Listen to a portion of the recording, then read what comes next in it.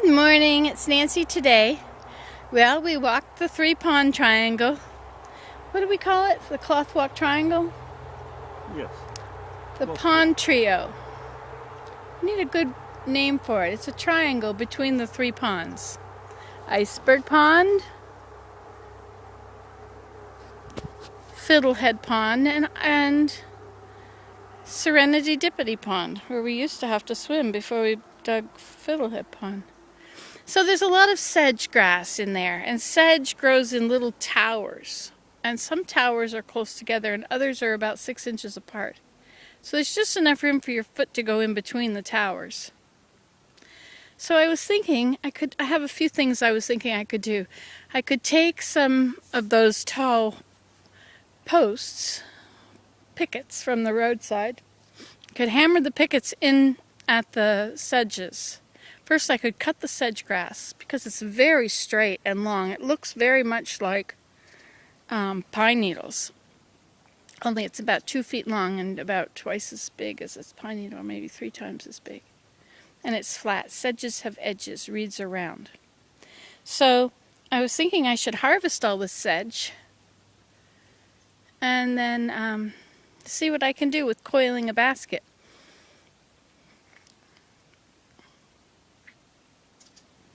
And then put the pickets into the top of the sedges so we know where they are.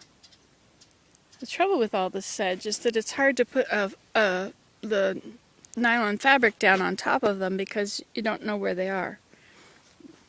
But I'm getting a little better at recognizing what is sedge and what's canary grass. Canary grass has leaves that go off everywhere. That's canary grass. But sedge is very straight and long. It's perfect for basket making. So I guess I'll go get the clippers and clip it. I also need to finish our path to get here to this pond from the other pond. I can cut, in the Serenity Dippity Pond there is always a cloth that goes along the pond, which is not really needed because the That's track right. is very even, so I can cut that off and bring it here. And there's and we're closer to this pond down. And there's that other piece I was dragging along this morning that can be put here. There's also a piece in the greenhouse. Not very long, but a piece nevertheless. And there's a hammock over there that needs to be removed or replaced. And that looks like a good hammock spot right there between those 2 trees. It's behind the basswoods. There's a tree behind the basswoods. It's a maple, and then it's right there. And then behind it is the Albany cloth. You might not be able to see it because of these plants right in front of you. And from your angle, it looks like it's right beside it's just behind the basswood cluster. Oh, I see something draping down. Yeah, it's draping down. That's it. That's an old hammock that the edge the rope broke, I guess. But I think that, maybe that's just a stump there. Interesting things there. There are hammock spots available. Probably hammock spots up here too. That is a good big thick poplar there. And this is a good thick one. The only trouble is there's a bunch of other thick ones in between.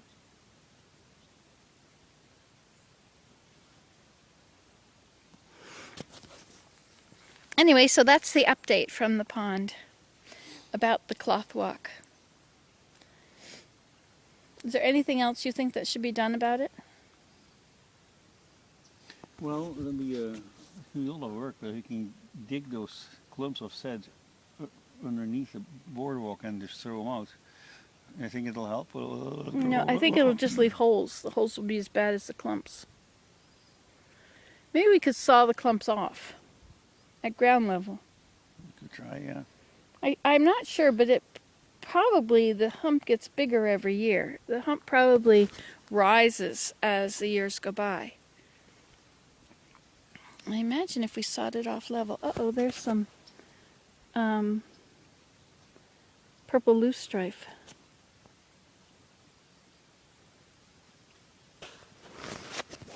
There's not much purple loosestrife out here. There is now. The trouble is you can see the water through it all.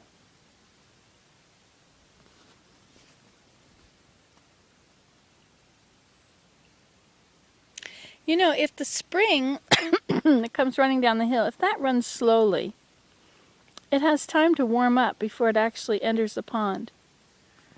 By cleaning it up the other day and letting it run faster, that's actually a disservice to the temperature of the pond. But I guess it doesn't make any difference how cold it is.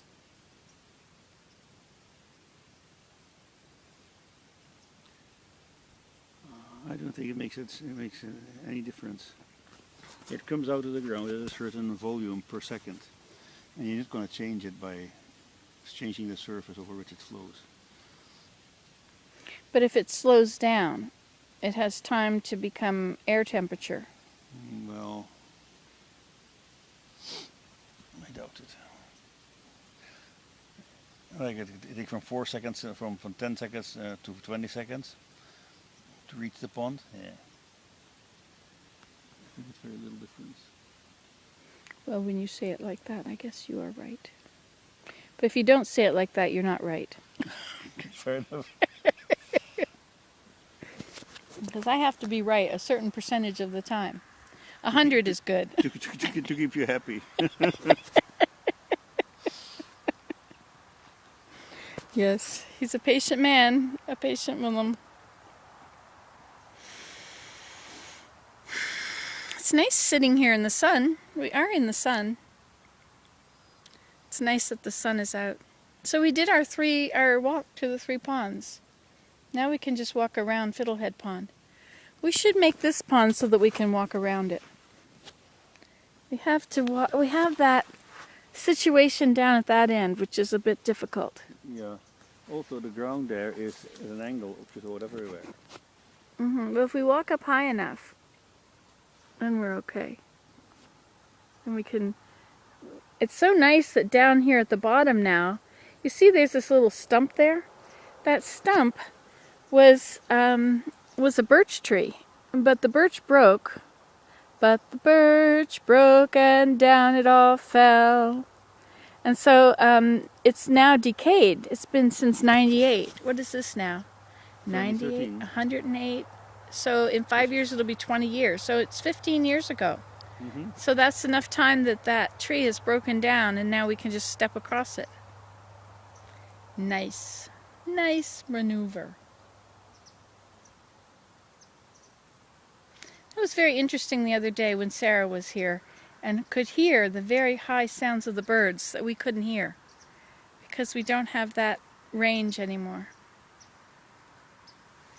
I can hear the chickadees. I wonder if hearing aids bring back that range.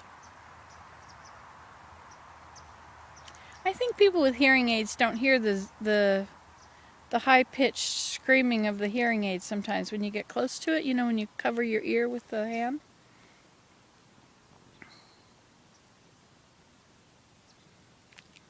So maybe your ability to hear high notes continues to diminish as you age.